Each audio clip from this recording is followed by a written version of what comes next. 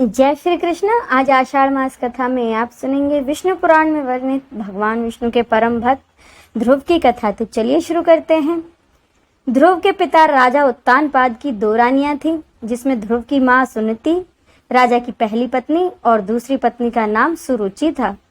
एक बार राजा अपने पुत्र ध्रुव को गोद में लेकर बैठे थे, तभी उनकी छोटी रानी सुरुचि आ गई।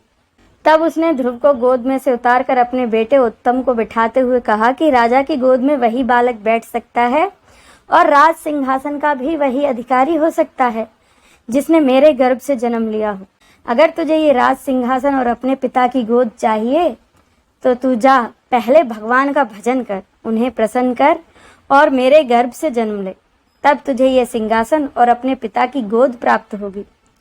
5 साल का अबोध बालक ध्रुव सहम कर रोते हुए अपनी माँ सुनीति के पास गया और उसने अपनी माँ से सभी बातें बताईं। माँ ने कहा, बेटा ध्रुव, तेरी छोटी माँ ने कुछ गलत नहीं कहा है। बस अब जगतपति नारायण ही हमारा सहारा है। नारायण के अतिरिक्त अब हमारे दुख को दूर करने वाला कोई दूसरा नहीं बचा है। 5 साल के ध्रुव के मन पर दोनों ही माँओं के व्यवहार का बहुत गहरा असर हुआ और वह एक दिन घर छोड़कर चला गया। रास्ते में उसे देव ऋषि नारद मिले। नारद मुनि ने उससे कहा कि बेटा, तुम कहाँ जा रहे हो? घर जाओ, तुम्हारे माता पिता चिंता करते होंगे। लेकिन ध्रुव नहीं माना और कहा, मैं तो भगवान नारायण की भक्ति करने जा रहा हूँ। तब नारद मुनि बोले, अभी तुम बहुत छोटे हो, अभी तुम घर जाओ। लेकिन ध्रुव ने नारद की बातें नहीं मानी। तब नारद ने उसकी दृढ़ता देखकर उसे ओम नमो भगवते वासुदेवाय मंत्र की दीक्षा दी और कहा कि तुम यमुना नदी के तट पर मधुवन में इस मंत्र का जाप करना। नारद मुनि के कहे अनुसार ध्रुव मधुवन में चले गए। फिर नारद मुनि उसके पिता उत्तानपाद के पास गए तो उत्तानपाद ने कहा कि मैंने एक स्त्री के मोह में आकर अपने बालक को घर छोड़कर जाने दिया, मुझे इसका पछतावा है। यह सब सुन नारद मुनि कहने लगे कि अब आप उस बालक की चिंता ना करें महाराज, उसका रखवाला तो अब भगवान ही है। भविष्य में उसकी कीर्ति चारों ओर फैलेगी।